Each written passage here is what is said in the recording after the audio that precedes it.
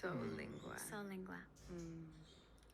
Yes, and in our first episode, Rachel did bring up some things around mysticism, and then she said that actually, if we want to dive deeper into mysticism, we should have Luke on. And this is kind of the area we want to start with is what was your introduction to mysticism, and how, like, what would you describe this mystic teaching that you kind of bring into the space?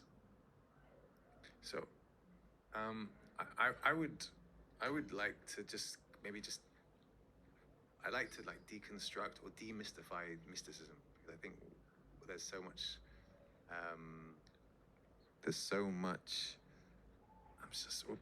there's so much shrouds of mystery around it. You know, we kind of create this mystery and intrigue, like it's something that's so other or maybe inaccessible. Then there's too much, for me at least, there's too much smoke and mirrors around something that ultimately should be quite accessible. These are really powerful tools. I was brought to, so my practice is Kabbalah, which is Jewish mysticism, which is really, from my perspective, the foundation of all of the monotheistic practices. So when we look at Islam, Christianity, Judaism, which is the root, because it's the Torah, the Old Testament, the mystics, they were revealing spirit through the texts. These weren't just texts, but they were literally technologies of activating or awakening the soul. And my passion has been really to understand through the experience how can a text activate such light.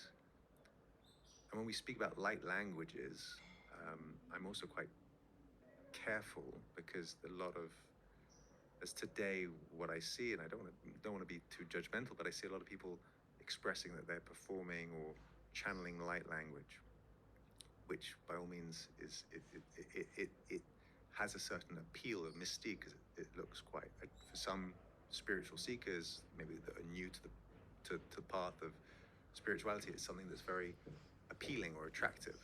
Someone who's dressed quite beautifully, kind of doing all these signs and gestures. But some of the more ancient practices that were rooted in really the foundation of the monotheistic teachings, which is really the foundation of the Western spiritual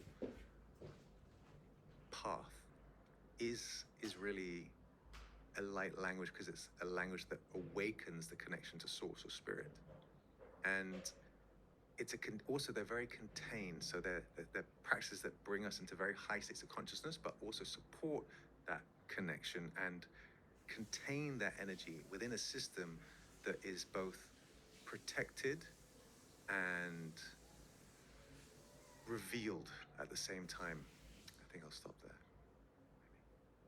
Okay, and as we are with deconstructing what is ununderstandable, what are light languages for those who'd like to know? Simply put, languages, a language that connects us to or awakens the soul, our soul, to which is part of the creator. Let's say our soul I would is. say more tangibly, it would be Aramaic, it would be Hebrew, it would be Sanskrit.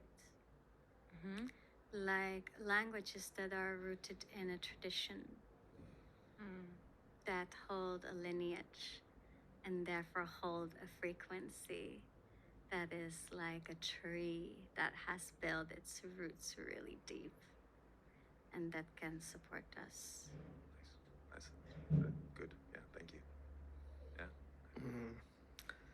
Yeah, that's so amazing. And when you say deconstructing mysticism, I feel for a lot of people they see this as almost like they either view the ancient text as irrelevant, and now maybe there's a new age spirituality. So what I'm seeing here is you're kind of going back to the roots of the old, what was actually shared back in 100%. hundreds of thousands of years ago, and now finding a way to share that through what you're doing. So I'm curious, what was your journey to discovering these ancient texts? Have you always been fascinated by going back to these?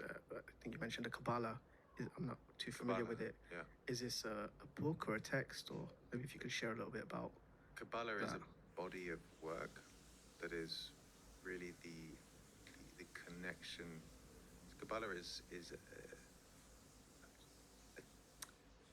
the foundational spiritual practice of the Jewish people. It's what Sufi is to Islam, Kabbalah is to Jewish people. But it's not separate to Judaism. It's really actually the foundation of Judaism because it's the connection to source. It's that direct path to accessing spirit through the tree of life.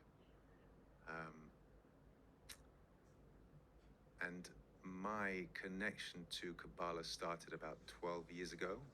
By chance, my mother brought me to a lecture which was called Business Gym. So it was a way of connecting to Kabbalah through business, actually using the tools because you're awakening prosperity through these technologies. So I was brought to a lecture that was really kind of connected to Kabbalah, and slowly that opened the door to just exploring deeper and deeper the teachings. And over the years, I just kept diving deeper until today. Just it's an evolution of study. When you have an experience that's so profound, you're drawn to kind of wanting to go into that experience. Like the light that is revealed through the practice is so potent that it's really a signpost to following that. What kind of practices are those? The Kabbalistic practices.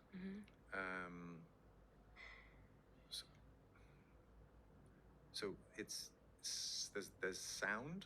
There's a lot to do with sound and prayer.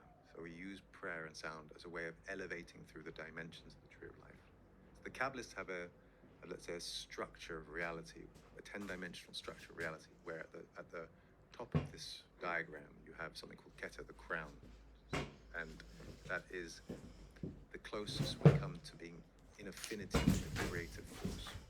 And at the bottom we have Malhut, the root, which is the physical world where all light is revealed and manifest. And Kabbalah teaches the movements of energy through the dimensions, which are really concealed, the concealment of the light from its pure intensity as it's revealed to how we experience it in the physical world. Because the importance of concealing is a way of restricting, because if we were to be given a